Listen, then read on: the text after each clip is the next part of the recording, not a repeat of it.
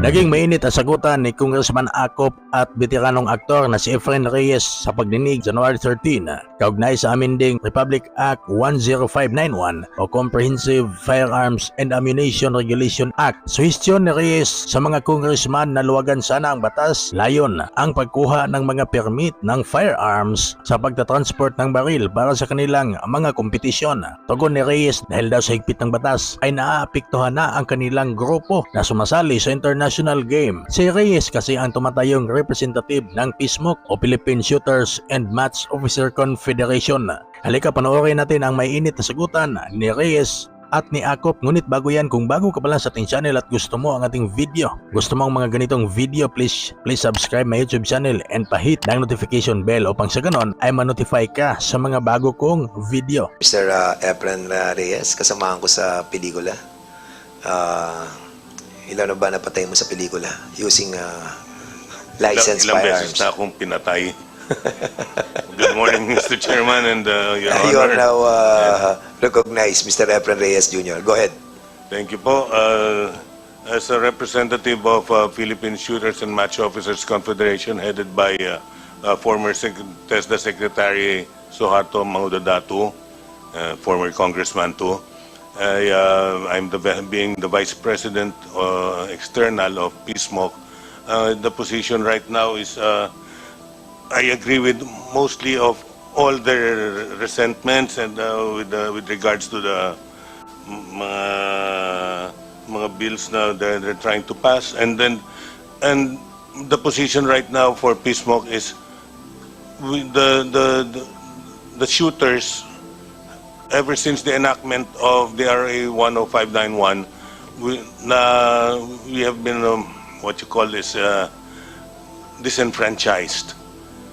Nawala na po ang karapatan ng mga shooters with regards to permit to transport.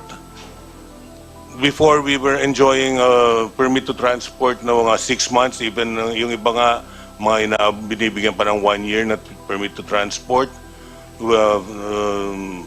to all firing ranges in the Philippines, including practices and competitions.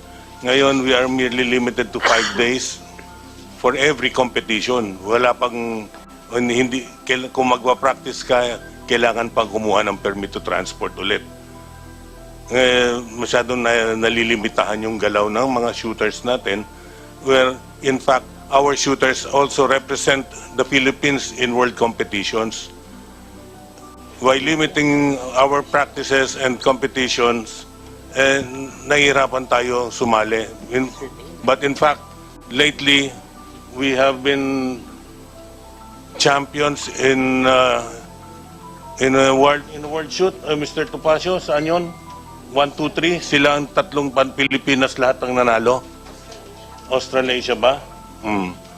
We are one of the best shooters in the world. If we restrict our shooters, baka bumaba tayo sa standing natin. Yun lang po ang request ng PSMOC for this time. Mr. Reyes, I would like to disagree with you. Wala pa naman itong mga batas na ito nung nanalo ng 1, 2, 3, di po ba? Ito Wala na pa po. naman eh.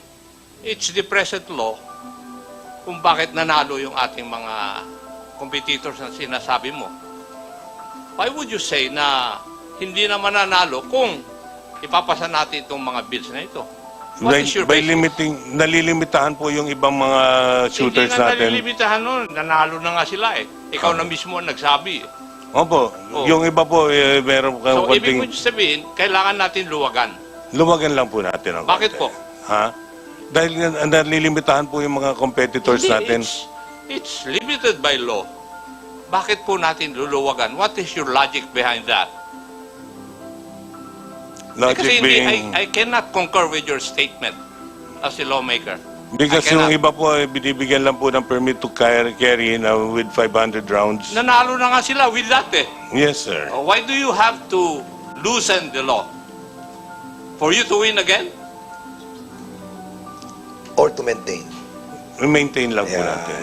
Siguro yan. That's why I do not Ilagay lang agree po with your natin. point, Mr. Reyes.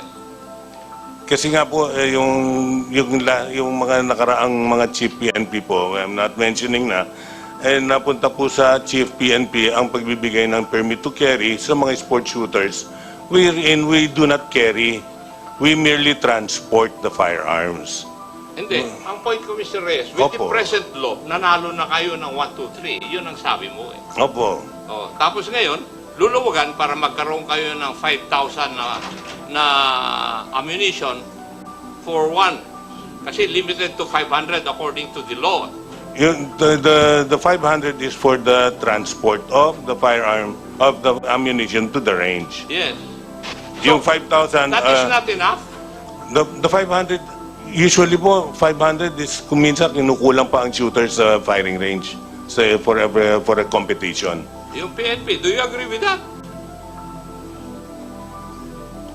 That 500 is not enough for practice?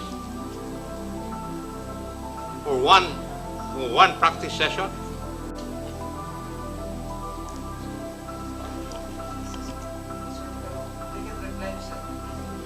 Under the law, they can replenish? Oh, what's the problem? Opo. Wala palang problema eh. So, ang sinasabi ni Chairman Acop ay we created champions, di ba? The best, no? Using the present law. And in this bill, increasing the amount of ammunition, no? Parang hindi natin nabibit yung purpose, di ba? Unless that we wanted to have more champions, no? In different categories.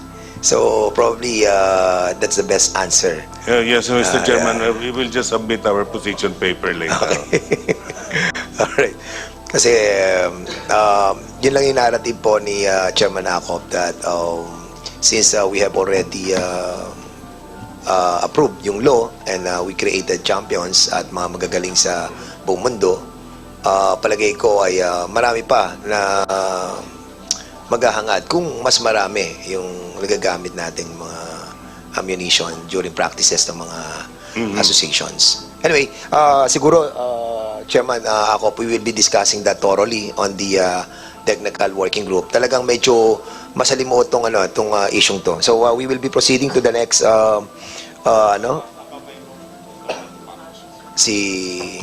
Mr. Topacio, are you raising your hand? Yes. Okay, go ahead, please. Mr. Chair, to answer the question lang of the good Congressman Acop, I think si Mr. Reyes, hindi niya masyado explain. A lot of these shooters during the gun ban and most of the time when they practice, a lot of them are in the US because in the US, they don't restrict ammunition. If you talk to any shooter here in the Philippines, especially those who compete abroad, I mean, my brother is part of the national team for shotgun, and he can only bring a certain amount of rounds during practice rounds. The minimum amount of ammunition, if you want to train competitively, if you want to go to the World Cup, if you want to join the Olympics or the SEA Games, is at least 1,000 to 1,500 rounds a day. And we are only being allowed, I believe, if you're a sport shooter, 500. And during that time, Mr. Chair, even if you replenish, it takes probably a week at most to get a permit to transport.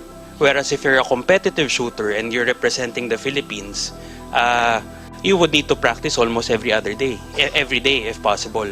So I think that is the reason why these proposed amendments are being kaya siya linalatag po sa inyo, Mr. Chair. It's not only to allow yung amount of ammunition to be owned, but also most of the reason is because sport shooters really need to practice with a lot of ammunition. And bear in mind po, Mr. Chair, with the increase of ammunition na pinopropose po dito sa House Bill, from what we understand, this does not only include the civilians.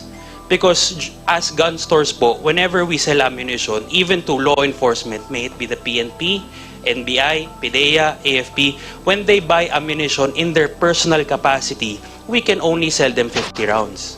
Okay. That's understandable. Mr. Chair, medyo, before, sige, Congressman Acop din, Congressman Plato. Kasi yun lang ang provided for by law and you have to abide by that. Di ba? That is what the law says.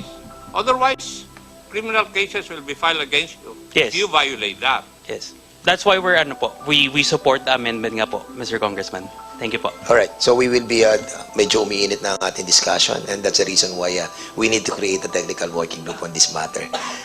Kasi Chair. medyo contentious yan. Pero because we have an existing law and we have to follow it, and that's the reason why meron tayong amendments na gagawin natin. But, of course, it Mr. will be also debatable on the technical working group. Congressman Plato, go ahead. Mr. Chair, thank you, Mr. Chair.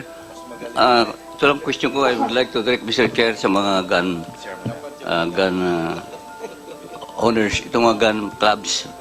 Mr. Chair, yung bang Mr. Reyes, meron ba kayong mga, tuloy ba, yung mga continuing seminar tungkol dito sa mga, kasi nangyayari dito sa umpisa lang ang seminar.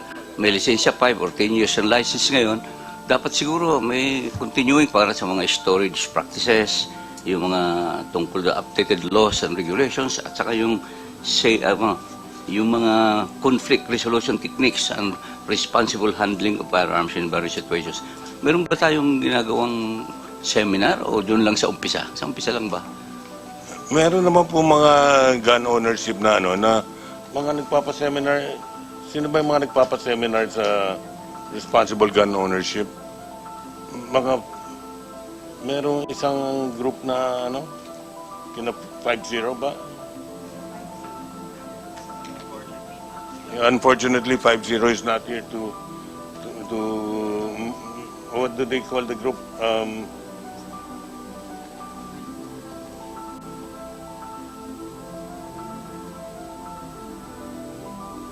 Mr. Chair, may I? Ma'am, you are now recognized, please. Sir, before one can get a license to own and possess firearm, they have to go through a gun safety seminar. Yeah, of course. However, along the way, many of the firearm dealers and those also who conduct shooting ranges have classes very often, which the enthusiasts are free to join, whether they want to learn more about how to properly shoot or more also on proper maintenance and law, following the law regarding the firearms and ammunition that they have.